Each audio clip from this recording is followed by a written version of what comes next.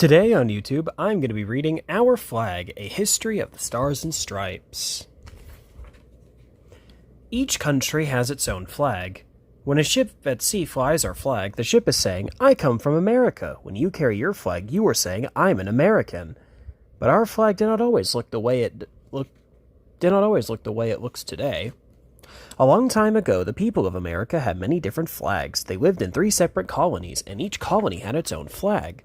The 13 colonies were ruled by the King of England. The colonists did not like being ruled by a king who lived so far away. They wanted to rule themselves, but first they had to fight a war against the British. In the early days of the Revolutionary War, the Americans still carried different flags into battle. They needed one flag that would stand for all Americans, fighting for freedom together.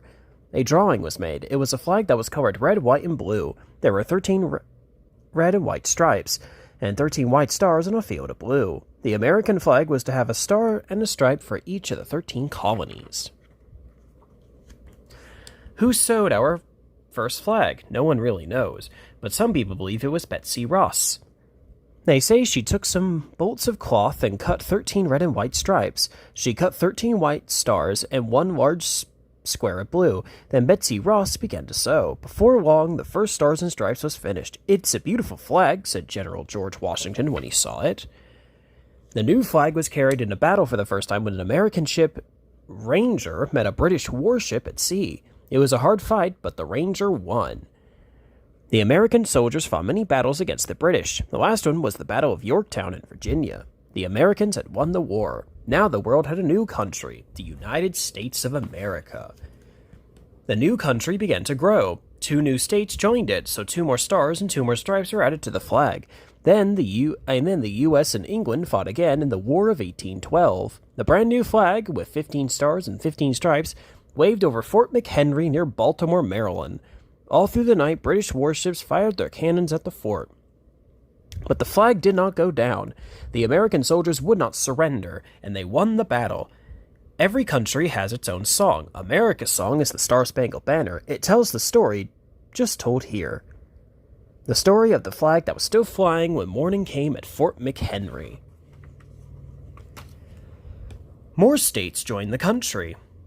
But more stripes on the flag would have made it look too crowded. Something had to be done. It was decided that the flag should always have 13 stripes, one for each of the original 13 colonies. Every time a new state joined, another star was added to the flag. Our country grew very quickly. When the American people saw how many stars their flag soon had, they were very proud. Then a war broke out between the northern states and the southern states. The soldiers of the South carried their own flag in the battle. It was called the Flag of the Confederacy, aka the Confederate flag. Basically the same flag that the General Lee from Dukes of Hazzard wears. Anyway, the North won the war, and once again, the country had one flag, the Stars and Stripes. America grew and grew. On January 3rd, 1959, Alaska became the 49th state. Later that same year, on August 21st, Hawaii became the 50th state. Today, our flag has 50 stars. 1 star for each of the 50 states, and 13 stripes. 1 for each of the 13 original colonies. The stars and stripes of our flag tell the story of America from the very start until today. Follow these rules when you carry or fly the flag. Fly it at the very top of the pole, with the blue square known as the Union at the top. Take it down at sunset and fold it neatly. Hold the flag high. Do not let it touch the ground, the floor, or water.